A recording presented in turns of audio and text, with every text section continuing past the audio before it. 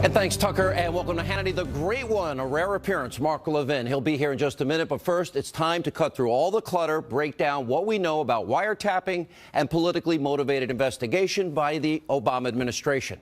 And that is tonight's opening monologue. All right, so over the weekend, President Donald Trump set off a firestorm. He tweeted the following, quote, "How low has President Obama gone to tap my phones during the very sacred election process? This Nixon, Watergate, bad or sick guy?" Now, predictably, the left, Democrats, their cronies at the alt-left propaganda, destroy Trump media, they went into full-on meltdown mode and declared the president to be a liar once again. Now, there's also been some pushback from the FBI Director James Comey. We'll get to that in a minute. And now, for weeks on this program, on my radio show, I've been discussing what I call Obama's shadow government and the career bureaucrats who are actively working against President Trump from inside the government.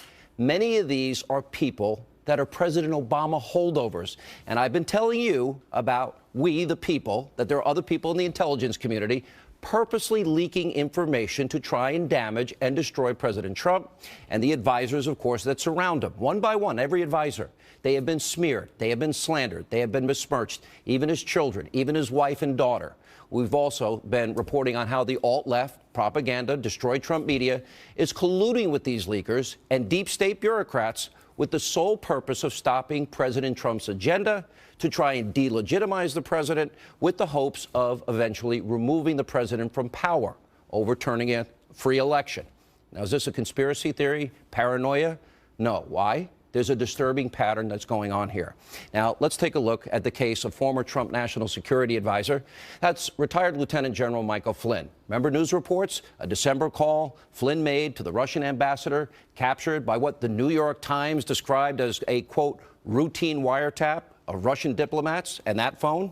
Well, now, it's not out of the ordinary, by the way, of our government to monitor foreign officials. That's a smart thing they do. But protections, which are known as minimization procedures, have been put in place to protect Americans that are not under warrant, American citizens that are caught up in their surveillance. And by the way, that their identities are protected, their constitutional rights are to be protected. Now, this, of course, was not the case with Lieutenant General Flynn, because we know a transcript of his call was created and then given to intelligence officials who then leaked this information, which is a felony, to the press that printed it. Now, back in February, when all this was going down, the House Intelligence Committee chairman, and that's Congressman Levin, he called it, quote, unprecedented. And then he joined us on this show to explain. Let's take a look. Isn't this the type of thing where if you have rogue intelligence people and they're illegally intercepting phone calls of Americans, that's illegal? And this, in other words, if in fact they wanted to get the intel or, for example, hack into the phone of, in this particular case, General Flynn, wouldn't they have to get a court subpoena to do so? That's correct. And I am not aware that they did that. So my guess is that the intelligence agencies did not do this. What I'm assuming is that this was picked up as they were tracking someone else. And if that's the case, that would have had to go up to the highest levels of the Obama administration to get approval to unmask who that person is. And in this case, it was General Flynn. Now, this is just the tip of the iceberg. Now, Fox News has not been able to confirm this, but the day before the election, November 7, 2016, the website Heat Street, they published a report. It had the following headline, quote, exclusive, FBI granted FISA warrant covering Trump camp's ties to Russia. And according to Heat Street, in October 2016, the Obama administration went to the FISA court, which grants warrants for surveillance for potential spies or terrorists to monitor, which Heat Street described as, quote, U.S. persons in Donald Trump's campaign with ties to Russia. Now, this was part of a larger probe into Russian banks. Now, other outlets like the BBC, The Guardian, have also reported that a FISA court warrant was, in fact, granted. And this is not an isolated incident either. There are countless examples of various federal agencies under President Obama looking into activities of intercepting communications with people associated with the Trump campaign. For example, McClatchy, D.C., posted a story back in January, headline, quote, FBI, 5 other agencies probe possible covert Kremlin aid to Trump. On the day of the inauguration, January 20th, the front page of the New York Times ran an article with this headline, wiretap data used in inquiry of Trump aides. There's also explosive reports from the Times. The alt-left propaganda, destroy Trump at all costs media has given very little coverage to. In other words, it's not the right-wing conspiracy, it's them. It reads in part, quote, in its final days, the Obama administration expanded the power of the National Security Agency to share globally intercepted personal communications with the government's 16 other intelligence agencies before applying privacy protections. Now, why would President Obama wait until the last minute, 2 weeks before he's leaving office, to issue that order? An order that did not apply to him for 8 years? To me, the opinion is obvious. He wanted as much information, whether it's true or not, to be available to his appointed deep state shadow government officials so they can do exactly what we're seeing, leak it to the press and try and hurt the president with less likelihood that they're going to get caught. Now, listen closely as I read this statement that was released by Obama's spokesperson over the weekend. Pay very close attention. A cardinal rule of the Obama administration was that no White House official ever interfered with any independent investigation led by the Department of Justice. As part of that practice, neither President Obama nor any White House official ever, keywords, ordered surveillance on any U.S. citizen. Any suggestion otherwise is simply false. Okay, they didn't order it. Did they know about it? That statement never said that President Obama did not know about it, just that he didn't order it.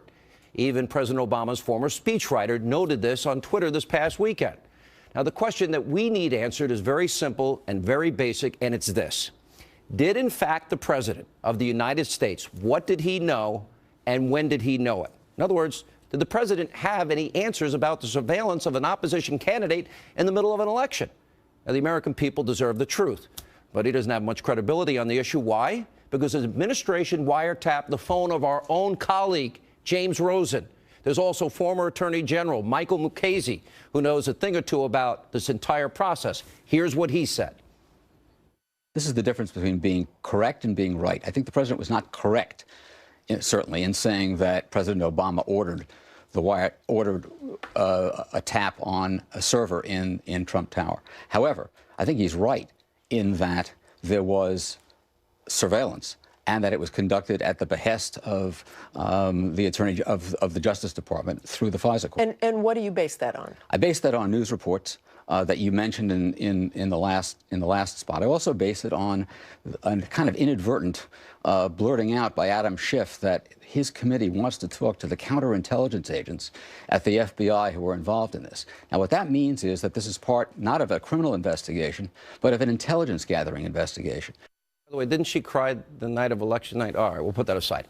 All right, on top of all of this, there's a bunch of other questions that need answers. What did President Obama know about these reported, New York Times reported FISA requests targeting associates of then-candidate Donald Trump? Now, to me, what happened to retired Lieutenant General Flynn and what we are now seeing with all these other intelligence leaks, this is a canary in a coal mine. This accusation that President Trump made is serious. We need to get to the bottom of what the truth is and where all of this came from and who knew what, when, and where. Here now with reaction from Levin TV, his studio in Virginia, the host of Levin TV, CRTV Network. I call him the Great One. You know what it's like to get you on the show? It's like pulling teeth. You know that? We're glad to have you back, my friend. How are you? I'm good. How are you? I'm laying out the basics here. You put together in a very comprehensive way, and I give you a lot of credit for putting all this together. This isn't the right-wing conspiracy. This isn't conservative Sean Hannity, conservative Mark Levin.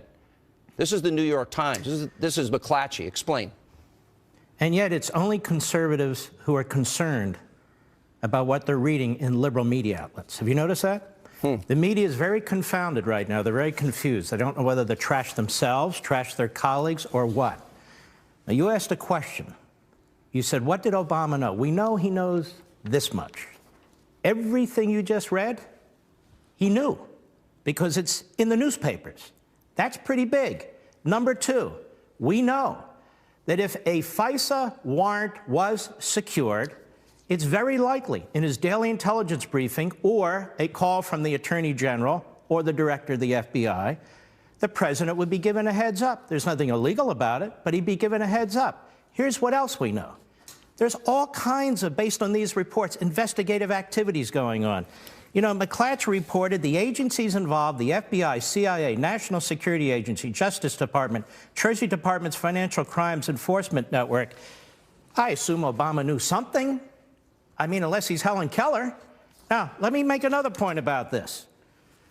That's a hell of a lot of agency resources. Those are a hell of a lot of investigators. The news reports, you mentioned the New York Times, January 20th. I just want to make sure CNN and MSNBC are aware of this. They watch all the time, Mark. Nobody's watching them. Go ahead.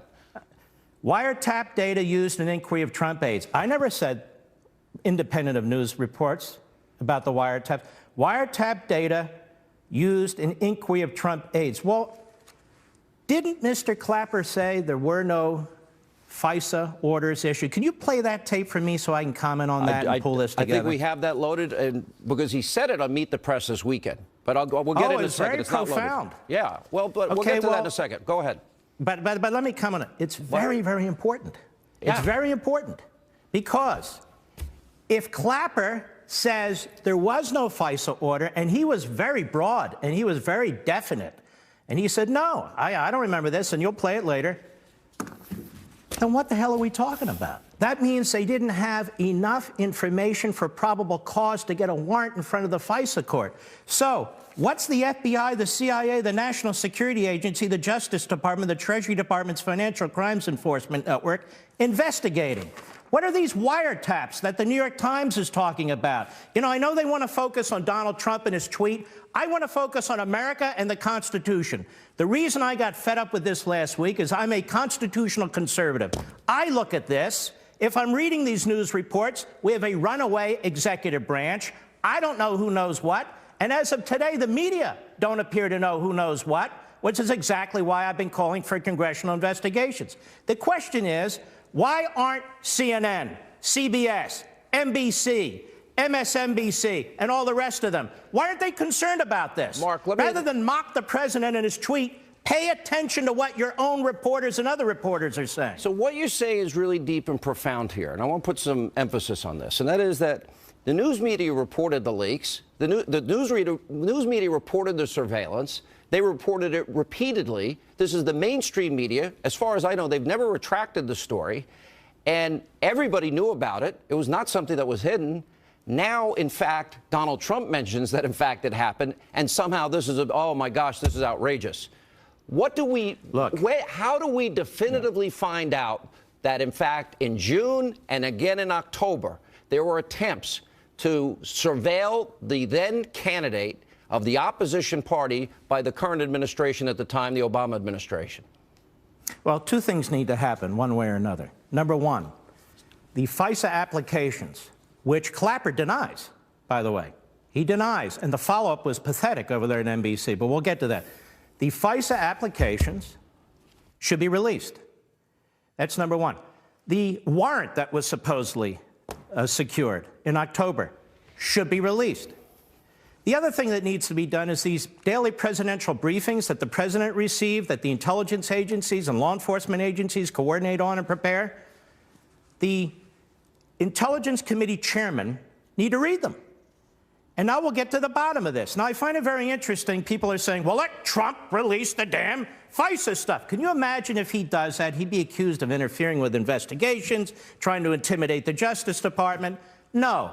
Let Congress finally step up and do its job. They have oversight committees. We pay these people to do their jobs. Now get into those damn FISA applications. Isn't the Look at the so-called warrant. Hold on now. Yeah. Look at the warrant that was released. Look at these daily briefings, and let's see what's in them. All right, great one. We miss having you on. Stay right there. We're going to keep you while we got you. All right, more with the great one, Mark Levin, right after the break. Also tonight, Jay Sekulow, former NSA intelligence official. He actually created this very law. We'll get into that. They're here to react to President Trump and his wiretapping accusations. Also tonight, Republicans now trying to make good on their promise to repeal and replace Obamacare. Earlier this evening, GOP lawmakers unveiled their plan to dismantle this disastrous health care law, at least the parameters of which they're going to work. Congressman Louis Gohmert of Texas and North Carolina Congressman Mark Meadows will join us with reaction. That and more, and a new executive order has been released by the president today. Straight ahead. It's a court order on something like this. Something like this, absolutely. And at this point, you can't confirm or deny whether that exists? I can deny it. Well, wait a minute. He's contradicting himself. Former Director of National Intelligence James Clapper yesterday on Meet the Press. We continue with the great one, Mark Levin, from his TV studio in Virginia. You know, so Obama gives a statement that says they didn't order it. Doesn't mean he doesn't know it. Clapper puts out all these caveats here. Well, the part I oversaw, I can't speak officially. Let me go ahead. Let me take it differently. I accept everything that James Clapper said, and it contradicts every piece of significant reporting over the last 6 months.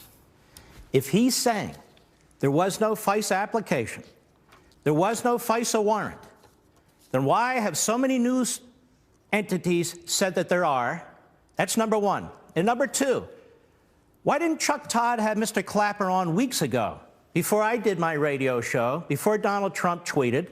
Why didn't he have him on weeks ago to disclaim that this FISA court stuff was hanging out there? Let me explain something where we are here, Sean. They're all pivoting, including the media. They were trying to present the case of overwhelming connections, overwhelming concern, overwhelming potential evidence of Trump and the campaign involved with the Russians. Now it's, wait a minute, no. Because I say these are police state tactics. Look at all this. You have no basis for all these investigations. Now they're saying, wait a minute, we didn't have a FISA warrant. We didn't do these wiretaps, eavesdropping, electronic surveillance. Now the media are completely confounded. Chuck Todd said, I got him now. I got the Trump guys now. And I'm by the way, I endorsed Cruz, just so the libs know, during the Republican primaries. And I want our president to succeed. This is about the Constitution. Well, you also voted for Trump. You told your audience. I think that's absolutely. Right. So which is it? Which is it? Were there FISA warrants or not? Now, if there weren't, why didn't you report that weeks ago? If there are, some of us would like to see them. So we have a real problem right now. The media is turning on the media. We have leaks coming out that are felonies. We have stories about 6 federal departments and agencies, intelligence and law enforcement, that were investigating something, somebody, by somehow. So what's the answer? That's why we need to get to the bottom of this. Mark, I have a question. Yeah. I have a question. Go ahead. You be the host. Why all the investigations? Is there any evidence? Was there any evidence, scintilla of evidence? Hold on, I just need to finish my sentence. Was there any evidence, a scintilla of evidence at all, that Trump, his campaign advisors, and his transition team were on the take? None. Okay. Then why are 6 federal departments and agencies involved in an investigation, and now Clapper says he doesn't know anything? This is profound for a lot of different ways, because we're talking about Fourth Amendment protections, First Amendment protections, Fifth Amendment protections, Sixth Amendment protections. There's so many, and the question that every American needs to know. Now, we're talking about police state tactics. I understand. And by an executive branch, potentially. True, because if they can do what they did to Michael Flynn, General Flynn, and that is here, whenever they have every right to go after a Russian ambassador. But the law, the Espionage Act, is clear that if they hear and identify an American on that line, they are not allowed to tape that American, and they're supposed to follow a process called minimization. Why does this matter? Because this is unreasonable search and seizure. And if they can do it to a presidential candidate, right? Now, either they did it or they didn't. Now, if they didn't do it, then that means the New York Times owes the country an apology. That means every major newspaper and every major network owes the American people an apology, right? Here's the New York Times, January 20th. Wiretap data used in inquiry of Trump aides. You wrote this earlier. One paragraph, please. The FBI is leading the investigations, aided by the National Security Agency, the CIA, the Treasury Department's Financial Crimes Unit. More.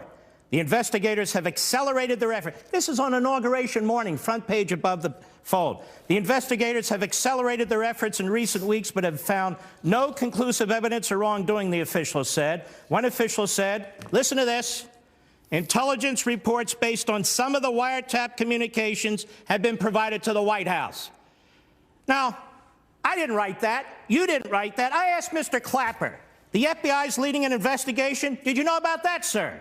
Aided by the NSA? Did you know about that, sir? And the CIA? Did you know about that, sir? And the Treasury Department? Did you know about that, sir? Did you know that one official said intelligence reports based on some of the wiretap communications had been provided to the White House?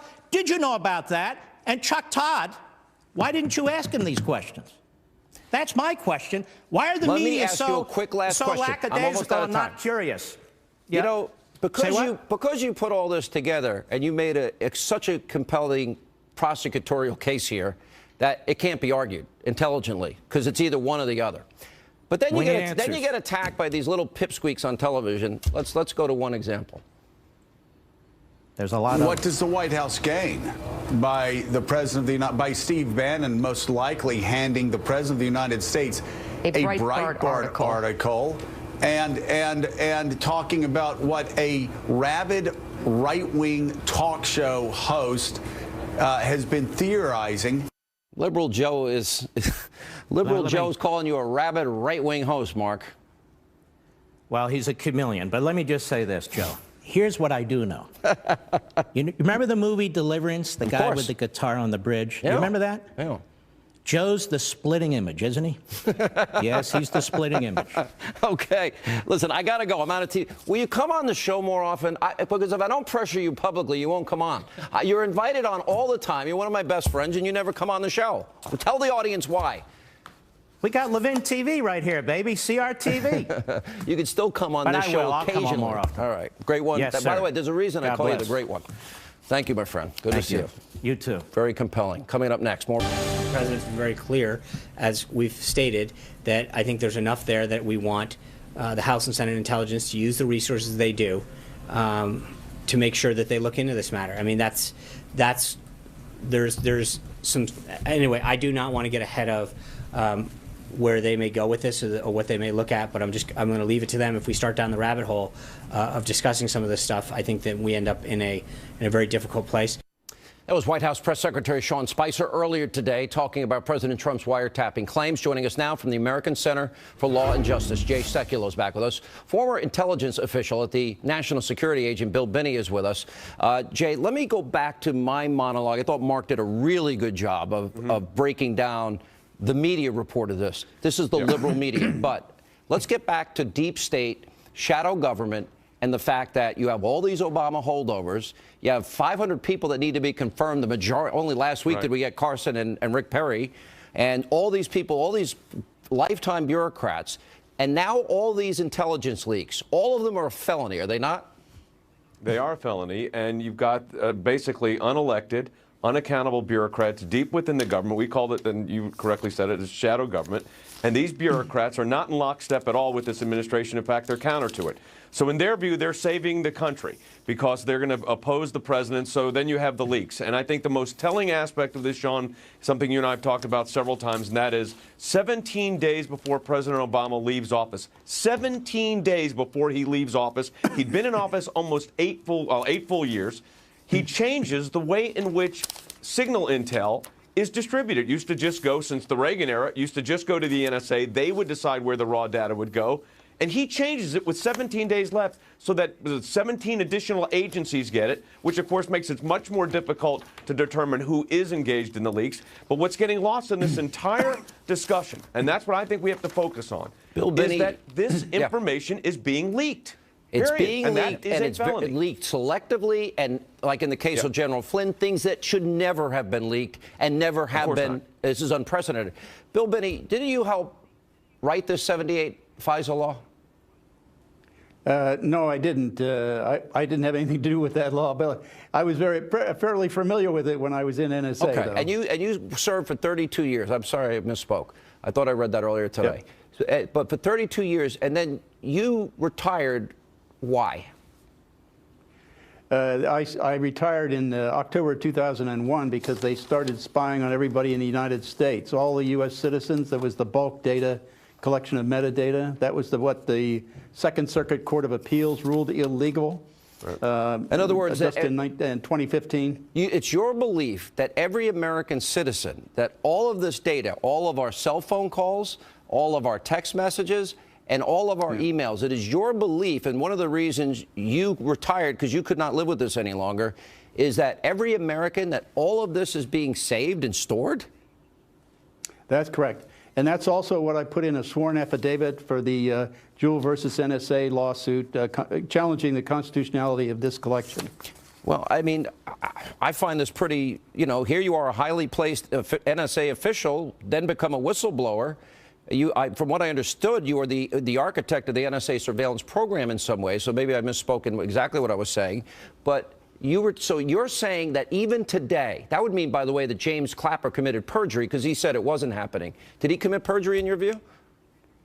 He was talking about he was talking about a FISA court order. This is all this collection is being done under Executive Order 12333. No, well, Section 23C. Yeah, but he also said the Director Clapper actually testified that there was not bulk data collections, and then had to correct his testimony when the WikiLeaks information came out. So this is not exactly the most credible source. Jay, what laws do you believe are broken? No, that's true. What laws do you believe are broken here?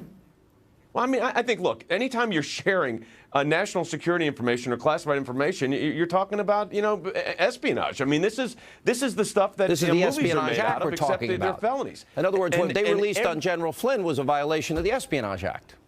Correct, a violation of the Espionage Act. And every time they did it, by the way, it was a violation. It's not just one time. So you're talking about multiple felonies. You're talking about what needs to be taking place right now. And I have complete confidence in Attorney General Sessions. And that is an investigation not done the way Eric Holder and Loretta Lynch did it, by actually impaneling a grand jury, getting subpoena power, find out who leaked the information, prosecute them to the full extent of the law. And you believe, as if I they're do, found guilty, they pay the penalty. when they expanded Executive Order 12333 in the final 2 weeks of Obama's administration, that was done to make it more difficult to identify those people who they knew would be leaking? Sure. What other reason would they do it? Well, that's the only reason, because what it did was it took a very small pool of people and increased it 17-fold. So it makes it much more difficult. But it doesn't make it impossible. And to prevent a constitutional showdown, to prevent a constitutional crisis, the Attorney General knows what he needs to do. So you believe there's the shadow government. So if Donald Trump is wrong, what you have here is the leaking of classified information. It's a felony. So if Donald Trump, real quick, is wrong, that would mean that the New York Times was wrong. That would mean that McClatchy was wrong. That would mean that the president to release information, Sean, are making if there's an ongoing investigation, the president shouldn't be giving information out. That, I think, would be inappropriate. I think turning over to Congress, the president. And the statement of the president this weekend, the former president, was meaningless when he said he didn't direct it. All right, Bill Binney, let me go back to you. What Executive Order 12333? It was revised in the final 2 weeks of the Obama presidency, as you know. But you believe it is that executive order, EO 12333. You believe it is that executive order that allows our government to literally wiretap and metadata store every phone call of every citizen, every text, every email? That's your belief? That's happening? It's actually Section 23C that actually says if you have the intent to find a drug dealer, for example, in a 64 fiber line or a 10 gigabit line, if you believe there's a drug dealer in there, you can go in and collect all the data on the line, store it, mine it, and do whatever you want to with it, and preserve it, even though the vast, say 99.999% of it is domestic communications. Unbelievable. All right. I mean, this is nothing new. This has been going on for a long time. I mean, even... so every phone conversation I have in my life, do you believe has been taped? Without warrants, yes, that's right. And also, Adrian Kinney and David Murphy Falk were transcribers down at Fort Gordon, Georgia. Their testimonies on the web, where they were transcribing phone calls between U.S. citizens and NGOs with no warrant whatsoever. And this has been going on, for years. We better get to the bottom of this. All right. Thank you all for being with us. Appreciate it. We got a long way to go here. And by the way, you won't hear this on the major networks. I can't wait for the New York Times to apologize or to confirm their original reports. Coming up next tonight, right here on Hannity. I am also calling on this Congress to repeal and replace Obamacare. The president promising that he would repeal and replace Obamacare. Tonight, congressional Republicans have released their plan to do just that. Up next, two Republican lawmakers, Texas Congressman Louis Gohmert, North Carolina Congressman Mark Meadows, are here with reaction. Later, Matt and Mercedes Schlapp join us. That's all straight ahead. Welcome back to Hannity. So President Trump promised you, the American people, if elected, he will repeal and replace Obamacare. And earlier tonight, the House GOP released their plan to do just that. On this program, we have been pushing a brand new replacement plan, and we have pledged to hold Washington and Republicans accountable, and that's what we're doing again tonight. Here now, two members of the Freedom Caucus, Texas Congressman Louis Gohmert and North Carolina Congressman Mark Meadows. I know that Jim Jordan and Dave Bratt have been very critical of the bill. It's 123 pages. I got an outline of these things. I think the first thing we've got to say is this bill is going to have amendments, correct? So we all agree that this bill is going to change. Congressman Meadows? I sure hope so. Well, tell us what your major criticisms are. You know, well, I think. Okay. Mark? Go ahead, Mark. I think, Sean, probably the biggest thing that I see is certainly we're making progress, and I'd be remiss if I didn't acknowledge the fact that some of the taxes that were in the initial version have been eliminated, and so we can applaud that. The Cadillac tax, but really, when we're for example. Exactly, but we don't really get rid of the Cadillac tax altogether. It's still in there. It just comes back in 8 years. And so we really need to look at some amendments to make sure that we get rid of the taxes. We put something on President Obama's desk just a few months ago, and to suggest that what we put on President Trump's desk, you know, sets a new entitlement, keeps some taxes, doesn't repeal all of Obamacare. We've got to do better, and hopefully with some amendments we can do that. Well, let me ask specifically about it doesn't repeal completely, because I asked a lot of people about this today, and some people are saying they should pass the 2015 bill, which would be a complete repeal, and then come in with the replacement. And then they say because they're using reconciliation, which is the means by which it was passed, that they have to do it because you only need 51 votes in the Senate versus 60. Any merit to that argument? I mean, certainly when you look at the reconciliation process and you look at 51 votes, that is one of the hurdles that we have. But, in the Senate, you know, this doesn't even go as far as we went in 2015 to repeal, you know, all the Medicaid expansion. It still keeps that. And so as we're looking at that, we've got to find that sweet spot. One of the concerns I have, the biggest concern I have, will it lower health care costs and premiums to those people that I serve and that Louis serves, and really to the Americans that are watching tonight? Will it actually lower health care costs? Louis? And until we get that answer, we've got to hold out judgment. Health savings accounts are a part of it. Are there also, for example, there's this guy in Wichita, Kansas that I often have on my radio show, Josh Umber with Atlas Medical. He created a cooperative in his city where you get all the medical care unlimited, $50 a month as an adult, $10 a month as a child. He negotiates directly with pharmaceutical companies. He brings the 90% of the cost that goes away. And a lot of good things have happened. For example, there are good things in this bill. For example, they're blocking funds from abortion providers, Planned Parenthood, for example. You are upset with what parts? Well, like Mark mentioned, we left the Cadillac tax in there. It just comes back. But then it creates a new entitlement program, and I've already heard from some constituents upset about, you're creating another entitlement program. We're calling it tax credits, that we actually send people checks. And I guess it's another way to do the subsidy. But another concern So what would be the antidote to that? Louis, what would you prefer? Well, I'd prefer that we bring the prices down adequately so that more people can get health insurance. But, you know, you talk about these entrepreneurial ways of getting insurance. If we don't repeal the McCarran-Ferguson exemption from antitrust, then these brilliant entrepreneurial, you know, other new plans, they're going to be shut out. So we've got to get that done, and it needs to be done separately. But another thing, we are going to force citizens, it looks like, to end up paying for people's health care that are illegally here. We put in here, we're going to check their ID to get insurance, but not to get health care. We know the left's arguments. They're predictable. Every election season, Republicans are racist, sexist, xenophobic, homophobic, Islamophobic. All right. So they're going to say, what about the poor people that can't afford any health care? What are we going to do with that? Well, they're going to get that through the states. Mark? Yeah, Sean, we really do need to look at the safety net. And when we're there, when we're really looking at that Medicaid expansion part of it, we've got to make sure that we're there. This goes beyond that. And I think the other aspect of that, you mentioned health savings account. One of the amendments I hope that the president supports, and certainly that we'll be offering, is really to look to expand the use of health savings account like Dr. Rand Paul has talked about. I like that idea a lot. Even though there's a provision in there, it makes it tough.